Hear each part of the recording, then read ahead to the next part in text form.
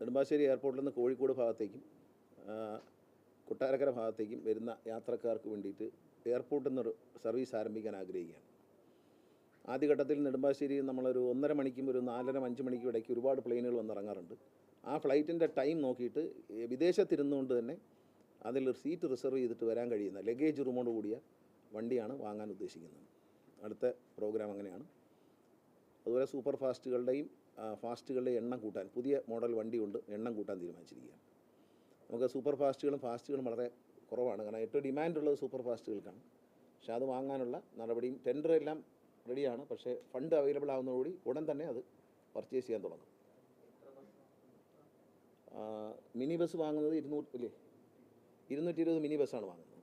പിന്നെ super fast bus വരുന്നത് super ഫാസ്റ്റും ഫാസ്റ്റുമായിട്ട് 150 എണ്ണമാണ്.